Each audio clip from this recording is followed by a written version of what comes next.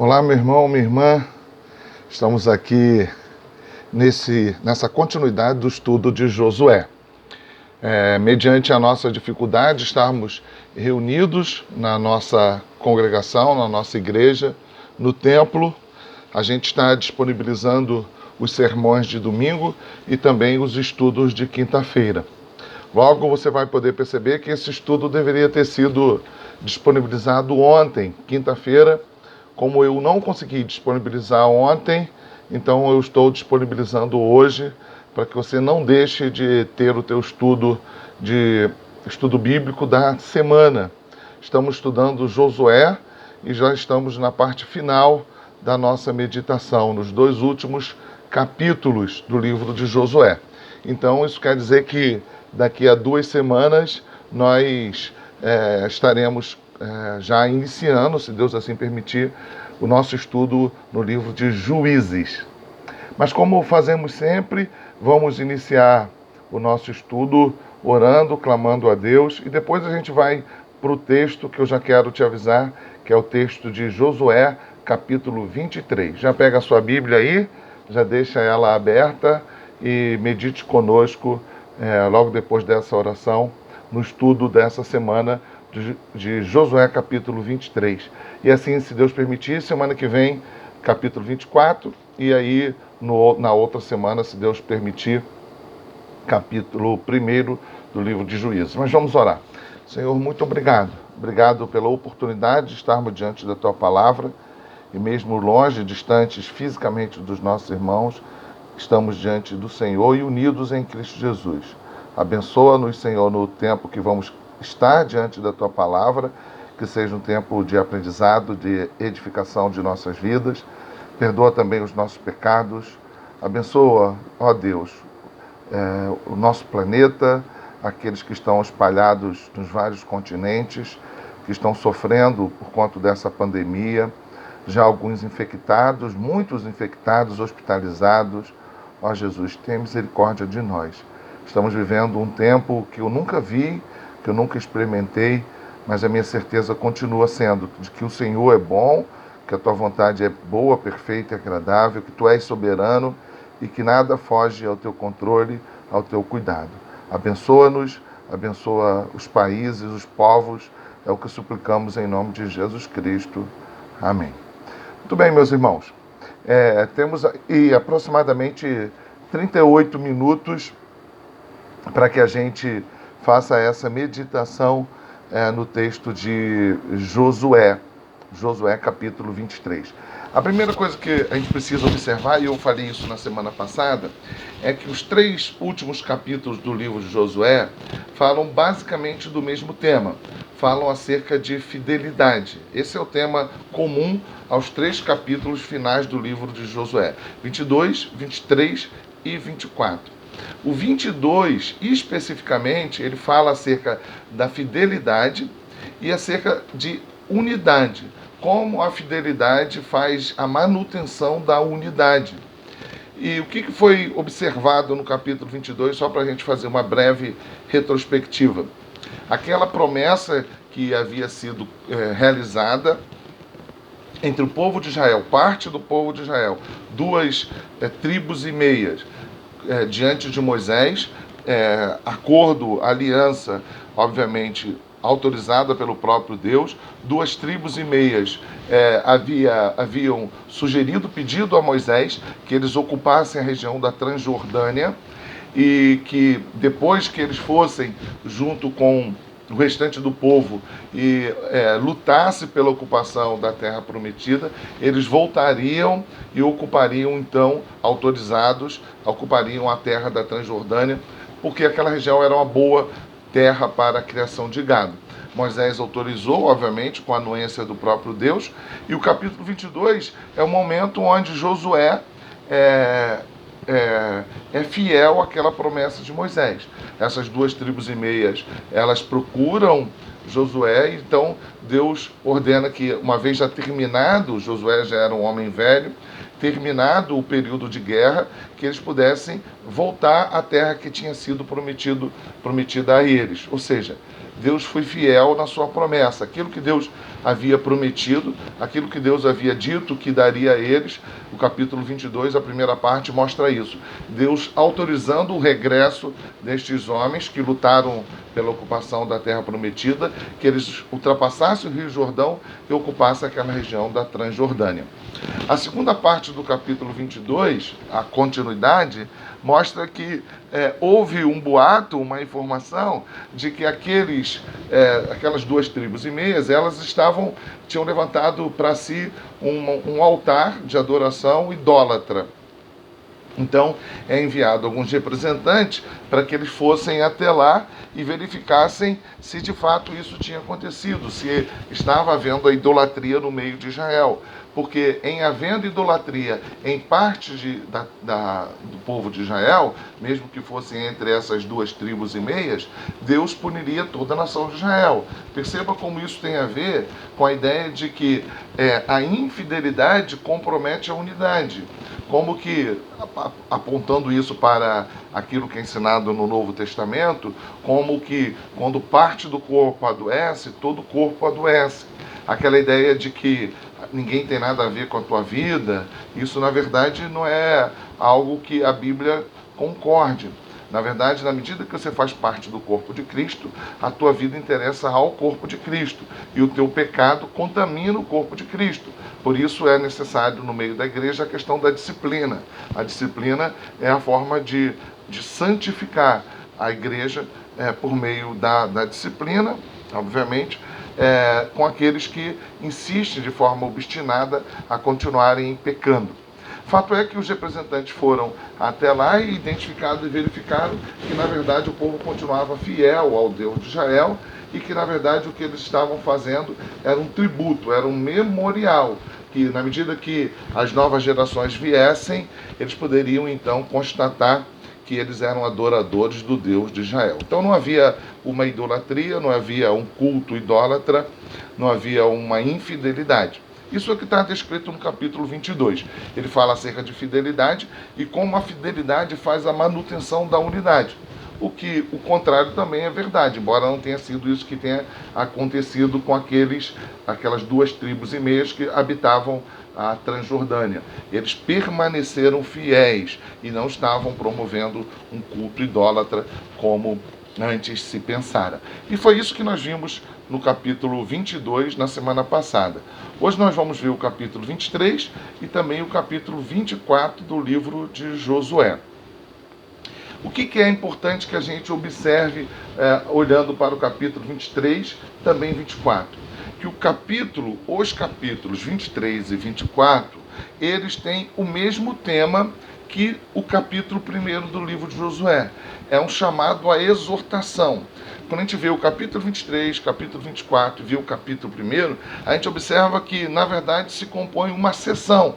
Capítulo 1, capítulo 23 e capítulo 24, com um tema que continua falando sobre fidelidade, mas apontando para a ideia de exortação.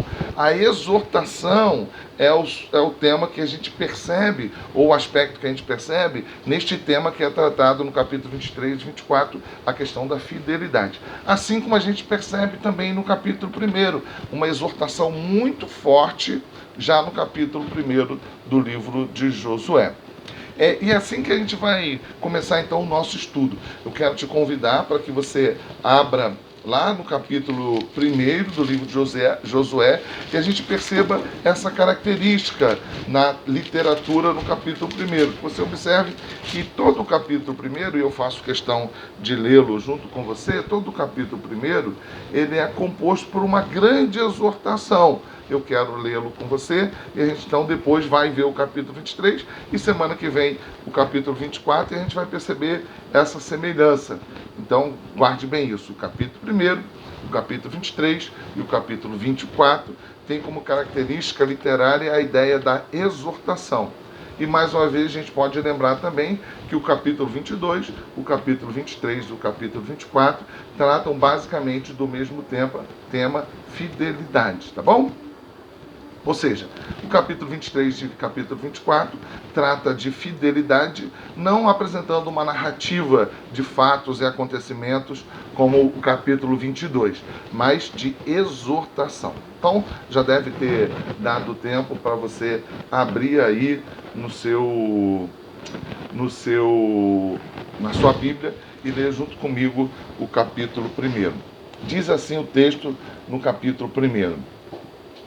Sucedeu depois da morte de Moisés, servo do Senhor, que este falou a Josué, filho de Num, servidor de Moisés, dizendo: Moisés, meu servo, é morto. Dispõe-te agora, passa este Jordão, tu e todo este povo, a terra que eu dou aos filhos de Israel.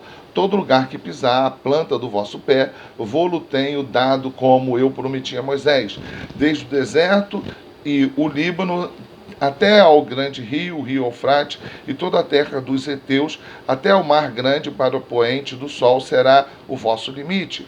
Ninguém te poderá resistir todos os dias da tua vida, como fui com Moisés, assim serei contigo. Não te deixarei nem te desampararei. Sê forte e corajoso, como tu farás este povo herdar a terra que sob juramento prometi dar aos teus pais. Então somente aí começa a exortação. Tão somente ser forte e muito corajoso, para teres o cuidado de fazer segundo toda a lei que o meu servo Moisés te ordenou. Dela não te desvie nem para a direita nem para a esquerda, para que sejas bem-sucedido por onde quer que andares. Não cesse de falar deste livro da lei, antes medita nele de dia e de noite, para que tenhas cuidado de fazer segundo tudo quanto nele está escrito. Então farás prosperar o teu caminho e serás bem-sucedido.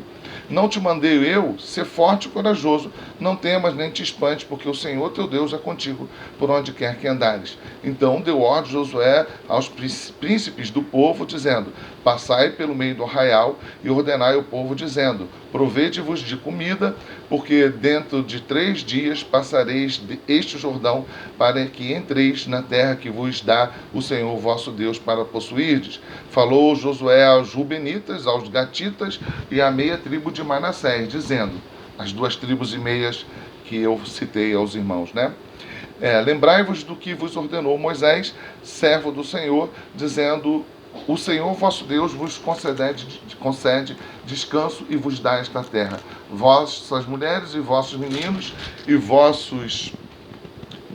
gado fiquem na terra que Moisés vos deu deste lado do Jordão. Porém vós e todos os valentes passareis armados na frente dos vossos irmãos e os ajudareis, até que o Senhor conceda descanso, o que está descrito no capítulo 22, nós já mencionamos, né? A vossos irmãos, como a vós outros, e eles também tomem posse da terra que o Senhor vosso Deus lhes dá. Então, tornareis a terra da vossa herança e possuireis a que vos deu Moisés, servo do Senhor, deste lado do Jordão, para o nascente do sol. Então responderam a Josué, dizendo: tudo quanto vos ordenaste, faremos, e aonde quer que vos enviares, iremos. Como em tudo obedecemos a Moisés, assim obedeceremos a ti. Tão somente seja o Senhor teu Deus contigo, como foi com Moisés. Todo homem que se rebelar contra as tuas ordens e não obedecer as tuas palavras, em tudo quanto lhe ordenares, será morto.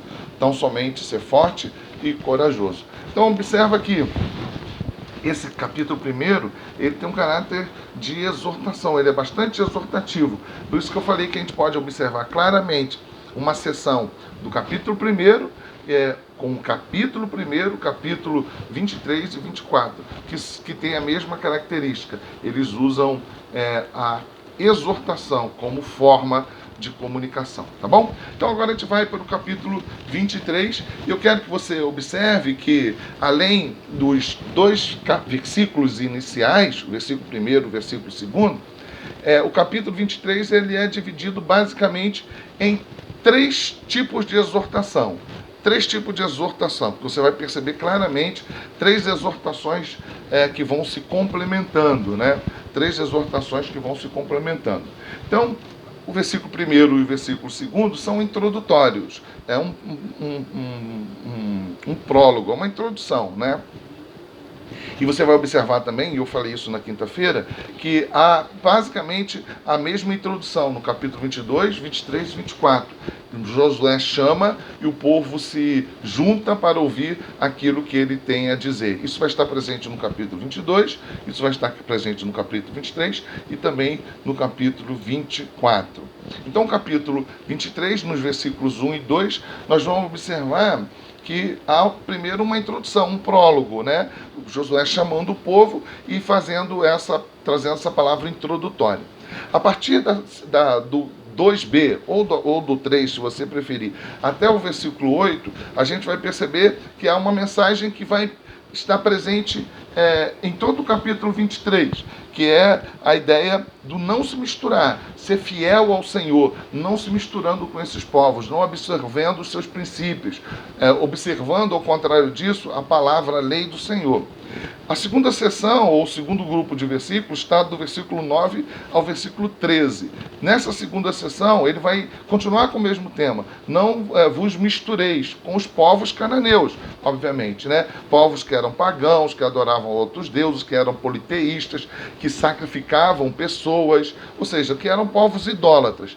Mas já nessa seção, do 9 até o 13, nós vamos observar que ele vai falar para não se misturar, mas vai acrescentar uma outra informação. E qual é a outra informação que ele vai acrescentar? É a ideia de não se casar, não se case com estes povos, não se dê em casamento. Quando você olha na tradução da NVI, você vai perceber isso mais claramente, você vai perceber essa expressão estando mais clara, tá? Mas é isso que a expressão no hebraico quer dizer, aponta para a gente. Então, nesse segundo grupo de versículos, do 9 ao 13, a exortação, a ideia de fidelidade, vai continuar falando da necessidade de não se misturar, não absorver a cultura do povo cananeu, os valores, os princípios, os comportamentos, os hábitos, mas ele vai acrescentar uma informação, ele vai falar acerca do não casamento, de não se unir, não dar-se em casamento com estes povos.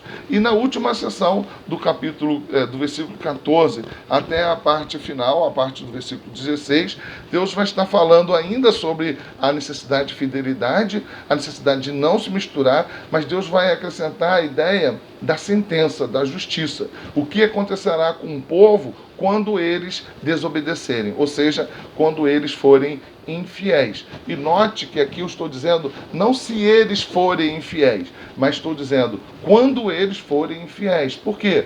Porque desde o livro de Números, a gente vai perceber, desde o livro de Deuteronômio, melhor dizendo, a gente vai perceber que Deus já adiante diz, vocês me serão infiéis. Deus mesmo vai ordenar a Moisés que componha uma canção falando acerca desta infidelidade do povo diante de Deus, apontando, projetando para aquilo que aconteceria, a infidelidade do povo. Então, a última parte, a última sessão, do versículo 14 até o versículo 16, 14, 15, 16, você vai perceber Deus falando dessa questão da fidelidade e da necessidade deles não se misturarem, mas já o adiantar daquilo que vai acontecer com eles quando eles forem infiéis. Quando eles forem infiéis, porque seriam infiéis, por certo, assim como Deus já havia dito que isso aconteceria. Então, vamos lá para o texto, a gente vai ver os dois versículos introdutórios, iniciais, lembrando que os dois primeiros versículos é sempre essa parte inicial do versículo, capítulo 22, 23, 24, Josué chamando o povo. Então, você vai perceber isso claramente aqui, já nos dois versículos iniciais de Josué 23, que diz assim: passado muito tempo, depois que o Senhor dera repouso a Israel de todos os seus inimigos em redor, e sendo Josué já velho e entrado em dias, chamou Josué a todo Israel. Perceba a ideia do ajuntamento, né, da congregação, é sempre revelando que Josué tinha algo a dizer, algo importante a falar. Lembrando que Josué está nos seus últimos dias, né, de vida. Chamou Josué a todo Israel, aos seus anciãos, os seus cabeças, os seus juízes e os seus oficiais, e disse-lhes: já sou velho e entrando em dias. E aí, a partir de agora, do versículo 3 até o versículo 8, nós vamos perceber a primeira exortação, ou o primeiro grupo de exortações, apontando para a necessidade do povo ser fiel de modo que eles ser fiel, não se misturando com os povos cananeus, tá bom? Então observe comigo, leia comigo. E já vos tendes visto tudo quanto fez o Senhor vosso Deus a todas essas nações por causa de vós. Essa é uma característica do Pentateuco, sempre uma chamada a um olhar retrospectivo. Sempre. Lembra que como Deus fala com Moisés, como Deus se refere, eu sou o Deus de Abraão, Isaque e Jacó. Ou seja, faz com que Moisés se lembre dos patriarcas. E todo o tempo, em Deuteronômio, já começa assim. Os primeiros grupos de capítulos do primeiro sermão de Moisés é um chamado para que o povo olhe para trás e lembre que Deus atuou em favor deles. Tá bom? Então, isso é algo recorrente. Lembre-se, lembre-se, lembre-se, né? E vós já tendes visto tudo quanto fez o Senhor vosso Deus a todas estas nações por causa de vós, porque o Senhor vosso Deus é que pelejou por vós. Vede aqui que vos fiz cair em sorte as vossas tribos, estas nações que restam, juntamente com todas as nações que tenho eliminado, umas e outras, desde o Jordão até ao Mar Grande, para o pôr do sol. O Senhor vosso Deus as afastará de vós e as expulsará de vossa presença, e vós possuireis a sua terra, como o Senhor vosso Deus vos prometeu. Esforçai-vos, aí vem a exortação, esforçai-vos, pois, muito para guardardes e cumprirdes tudo quanto está escrito no livro da lei de Moisés. Lembra que está no capítulo 1 com Josué? Olha, não se desvia nem para a direita, nem para a esquerda, mas medita, fixe na lei do Senhor. É isso que Deus vai dizer a Moisés, a Josué, perdão, no capítulo 1, né? E perceba que é uma repetição deste princípio, deste ensino, né? Tudo quanto está escrito no livro da lei de Moisés, para que dela não vos aparteis, nem para a direita e nem para a esquerda, para que não vos mistureis com estas nações que restam entre vós. Não façais menção dos nomes de seus deuses. Eram povos politeístas, como eu estou dizendo. E a religiosidade permeava toda a cultura deles, né? Nem por eles façais jurar, nem os sirvais, nem os adoreis, mas ao Senhor vosso Deus vos apegareis como fizeste até ao dia de hoje. É um chamado ao primeiro mandamento. Aquilo que está disposto no decálogo, no primeiro mandamento, é o que está sendo repetido. Não poderiam eles adorar nenhum outro Deus. Eles precisavam adorar ao Deus de Israel com toda a sua força, com toda a sua integridade, reconhecendo que foi este Deus que os salvou, era este Deus que os mantinha, e era esse Deus que entregaria a terra e os seus inimigos em suas mãos. Ele faz com que o povo olhe para trás e se lembre daquilo que Deus já tinha feito, para que eles pudessem ter certeza, garantia daquilo que estava por vir. Então Deus estabelece a ideia da ordenança, da santidade, da necessidade de fidelidade, da observância do primeiro mandamento. Então isso que está descrito aqui nesta primeira sessão deste primeiro grupo de versículos do capítulo 23. Está tranquilo, né? Está fácil de acompanhar, fácil de entender. Vamos lembrar mais uma vez que o capítulo 23 e o capítulo 24 estão em consonância com o capítulo 1, que tem a característica da exortação. E o povo está sendo exortado a quê? A mesma coisa que Josué foi exortado, que mantivessem fidelidade, que mantivessem obediência à lei do Senhor. Os 8 primeiros versículos, tirando, obviamente, os 2 primeiros versículos são introdutórios, do 3 ao 8, é um chamado ao povo não se misturar, observar a lei do Senhor e não se misturar, não se envolver na cultura, na adoração, na religiosidade, no comportamento, nos hábitos, não servir aos deuses, não prestar juramento a esses deuses. Ou seja, mantenham-se santos, segundo a lei de Deus. Agora nós vamos observar os dois últimos grupos de versículos, agora do versículo 9 ao versículo 13. Eu quero que você perceba que o tema continua sendo o mesmo. A ideia é fidelidade. A forma com que vai ser tratado disso ainda continua sendo de exortação. Mas agora um outro aspecto vai ser inserido nesse tema fidelidade, ele vai ser exortado, o povo vai ser exortado a não se misturar por meio de casamento, de relacionamento entre crentes e descrentes. Lembra aquilo que aconteceu na época de Noé? A gente vai ler aqui o capítulo 6 do livro do Gênesis, né? Os filhos de Deus, ou seja, os adoradores, a gente nem precisa ler o texto, que ao falar você vai lembrar. Os adoradores de Deus casaram-se com as filhas dos homens, ou seja, os adoradores de Deus casaram-se com as filhas dos não adoradores de Deus, daqueles que eram idólatras. E o que vai acontecer na época de Noé?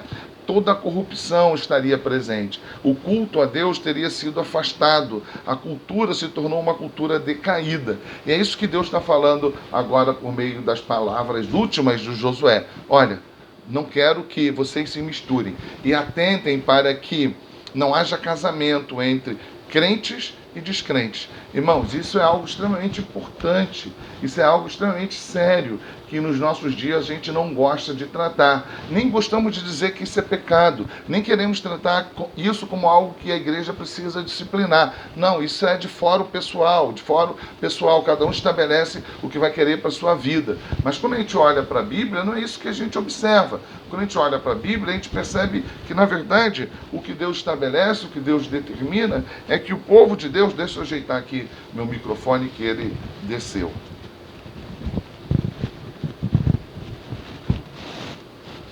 Só um minutinho.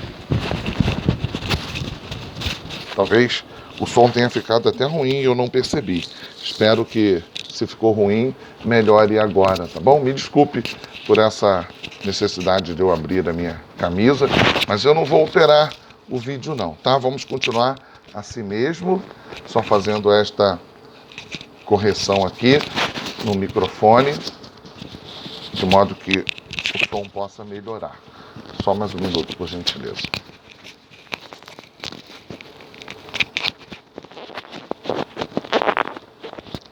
Eu falava que em nossa época, espero que agora o som melhore, em nossa época, a gente nem gosta de dizer que isso é pecado, né? Isso é uma questão pessoal, que as pessoas, a igreja não deve intervir. Mas, na verdade, não é isso que a gente observa na Bíblia como um todo. Existe um princípio onde os crentes devem casar com crentes e que a gente não deve fazer aliança matrimonial com aqueles que são descrentes. Isso é uma coisa séria, relevante, e a não observância disso é pecado. E a gente vai observar o que Deus está falando neste texto, inclusive, sobre isso. Então, observe comigo no capítulo, no versículo, a partir do versículo 9.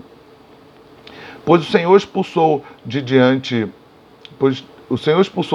de vós grandes e fortes nações, e quando a vós outros ninguém vos resistiu até o dia de hoje. Um só homem dentre vós perseguirá 1000, pois o Senhor vosso Deus é quem peleja por vós, como já vos prometeu.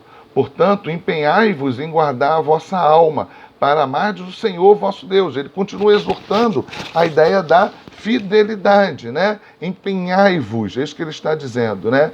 Portanto, empenhai-vos em guardar a vossa alma, para amardes o Senhor vosso Deus. Ou seja, não seja infiel. E agora o que ele vai dizer para que esta infidelidade não ocorra?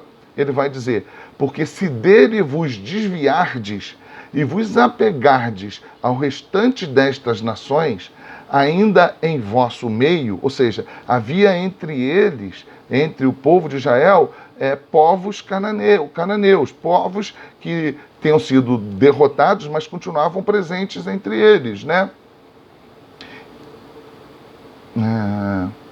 Destas nações ainda em vosso meio, e com ela vos aparentardes.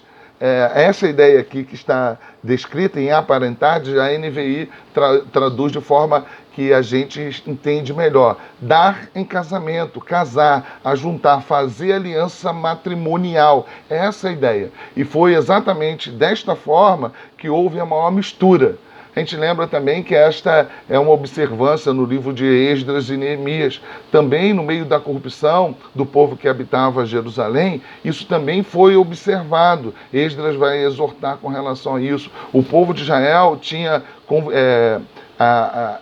estabelecido matrimônios com mulheres que não eram do meio de Israel. E o povo de Deus, então, é exortado por meio de Esdras para que aquilo não acontecesse, para aquilo que fosse desfeito. Então, é isso que ele está dizendo aqui. E com ela vos aparentardes, e com elas vos misturardes, e a elas convosco. Sabeis certamente que o Senhor vosso Deus não expulsará mais estas nações da vossa presença, mas vos serão por laço e rede, e açoite às vossas ilhargas, e espinhos aos vossos olhos, até que pereçais nesta boa terra que vos deu o Senhor vosso Deus. O que Deus está dizendo? Se vocês fizerem aliança, se vocês se casarem, se vocês estabelecerem relacionamentos matrimoniais com as mulheres deste lugar, Deus vai usar estes casamentos, Deus vai usar esta mistura para que isso sirva de justiça sobre vocês mesmos. Ou seja, isso vai servir de maldição. É um sinal de desobediência que geraria maldição sobre o povo. Perceba todo o caráter exortativo deste texto e como ele continua falando de fidelidade e acrescentando como infidelidade agora a ideia do casamento entre crentes e descrentes.